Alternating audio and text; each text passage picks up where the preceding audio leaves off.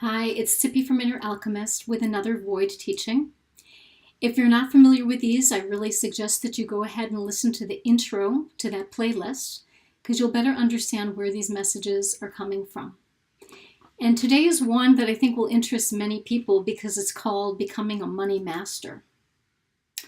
And I asked the following question in meditation: what's the most important message to get out to people regarding money? It's not about numbers, it's about faith. You will note that on American currency, the phrase, "In God we trust." If your faith was 100% in God, you would have all of what you need.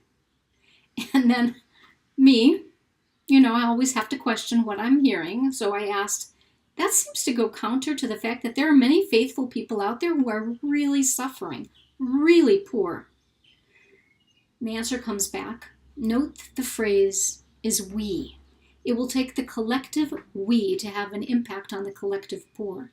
When you reach a critical mass of people who put their faith in God, you will see miracles and the disintegration of poverty.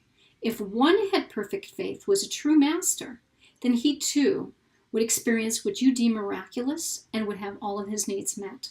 Yet very few of you indeed are at that level. I ask, so what are the first steps, given that the rest of us still have a very long way to go to begin to become money masters? First, become very clear on what you need: physical, mental, emotional, and spiritual. You tend to address your needs only partly, which automatically creates an imbalance, not just in your being, but in your money affairs as well. Ironically, your wants can get in the way of your needs, such as, I want a vacation. So you work so hard to obtain that vacation, and in the meantime ignore the need, which is perhaps for quiet, perhaps communication with a higher force or with nature. You postpone the fulfillment of that need, which, if you weren't so busy pursuing the want, you could have obtained this very day. Very often, the want camouflages the need. So first you must critically examine the need, or if you prefer the terminology, the motive behind your want. For example, why do you want that vacation? What do you expect it to give to you? What qualities? If it's adventure, then bring more adventure into your life this very day. If it's relaxation, then bring in some peace and quiet right now. Do not delay. The longer you allow imbalances to remain in your system, the harder they are to address. So, the most crucial step is identifying true needs on all levels, as mentioned above, and satisfying those. So few of you are truly aware of your needs at even one of the levels above. Thus, so many of you are out of balance. And you, speaking of me now, are so fond of linguistic connections, so here's one for you. Izun, balance, and ozen, ear. You need to become a listener to that voice inside of yourself to find that balance.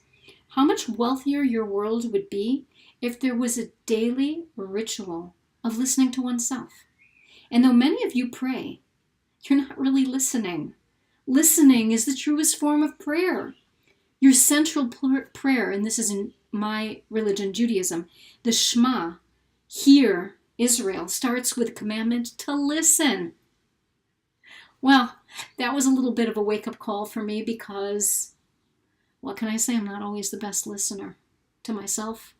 I try to be a good listener to other people, but I have to admit, when it comes to myself, I'm not always very good at it. So I encourage you today to listen in on yourself. Listen in compassionately. And let me know what you're hearing. I would love to know. Share it in the comments below. If you want to hear any more of these teachings or check out the rest of my channel, please do so and hit the subscribe button if you feel so moved.